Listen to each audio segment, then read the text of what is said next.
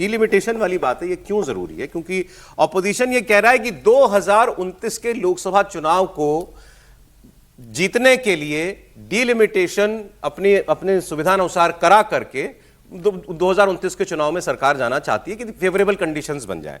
राहुल गांधी ने कल 2-3 इसके उदाहरण भी दिए। जैसे उन्होंने कहा कि असम में यह किया गया कि मुस्लिम सीटों को क्लब कर दिया कि इन मुसलमान आबादी, वहां 40% मुस्लिम आबादी है, कि भाई मुसलमान आबादी का इंपैक्ट ज्यादा सीटों पर ना हो, इनको कम सीटों में मुस्लिम आबादी को वो कर दो, समेट दो।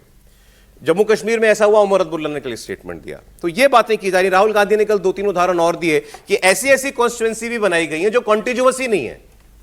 मतलब ये जैसे मेरा एक हाथ है, तो इसमें से एक कॉन्स्टिट्यूएंसी का गोला यहां है और उसी वही कॉन्स्टिट्यूएंसी का दूसरा गोला यहां है। नॉन कॉन्टिग्युअस कॉन्स्टिट्यूएंसी बना दी गई है, या ऐसी कॉन्स्टिट्यूएंसी बना दी गई है जिसके बीच में से नदी भी गुजरती है या pहाड़ भी है, तो पहाड़ के उस तरफ वाली आबादी और इस तरफ वाली आबादी, वो भी एक कॉन्स्टिट्यूएंसी बना दी गई है। ये सूट करता है गवर्नमेंट को, ऐसा उनका आरोप है। मैं भी आरोप ही कह रहा हूं, ये उनका आरोप है।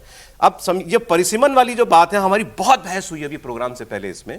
समीर जी ने जो मुझे भेजा है, ये दैनिक भास्कर का आर्टिकल है, ये लिख रहा है अभी तक सीटों का आधार 1971 की जनगणना थी जो 2026 तक फ्रीज थी, अब सरकार इसको हटा देगी, नो प्रॉब्लम, क्योंकि आगे तो आपको करना ही है।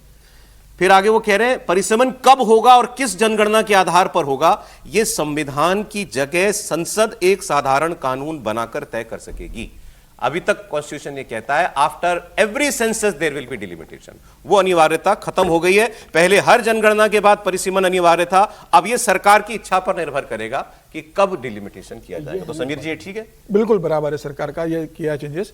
लेकिन मुझे लगता है कि प्रधानमंत्री मोदी ने जो बात कही थी कि देश के कई ऐसे पेंडिंग काम है जो करने के लिए मुझे ईश्वर ने भेजा है और मैं वो करूंगा, भले ही उसको लेकर कोई विवाद हो और कई तरीके के मतलब विपक्ष प्रश्न उठाए, लेकिन देश के अंदर जो चीजें जरूरी हो ना, वो सारे काम मैं इस देश के अंदर अपने कार्यकाल में करने की कोशिश करूंगा। और मुझे लगता है कि प्रधानमंत्री मोदी ने इसी आधार पर ये जोखिम उठाया, रिस्क उठाई और तय किया कि तमाम तरह के आरोप उनके ऊपर लगेंगे। इसी तरीके से होना देश के लिए जरूरी है।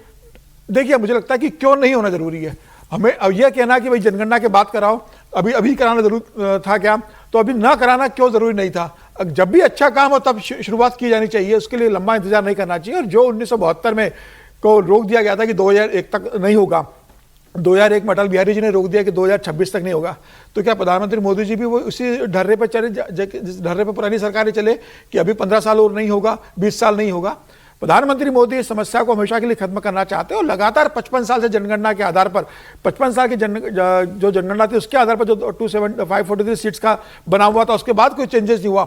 उसके बाद जनसंख्या इतनी बड़ी है, भारत इतना बदला है, तो अब ये वक्त आ गया करने का। और सरकार को लगा उस 2023 सितंबर में जब सरकार ने बिल पास किया था विशेष सत्र में 5 दिन में, तब सरकार को लगा होगा कि हम जनगणना भी करवा लेंगे, परिसीमन भी हो जाएगा, उसके बाद हम इसको लागू कर लेंगे। लेकिन अब सरकार को लग रहा है कि भाई अब यह समय नहीं है कि हम 2034 तक इंतजार करें। महिलाओं को उनका 33% का आरक्षण का जो हक है वो हमें इसी अगले लोकसभा चुनाव और उसके बाद विधानसभा चुनाव से देना है। तो हमें इसी स्थिति में लेकर आना होगा। 543 में दे दो 33%।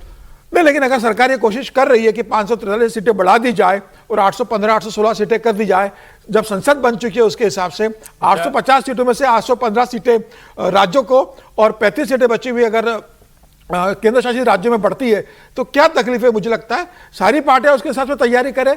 और मुझे लगता है कि इसमें फिर जो कहा जाता है कि भाई पुरुषों के साथ गलत होगा, 543 में आप दे दोगे तो पुरुष की सीटें कम हो जाएंगी।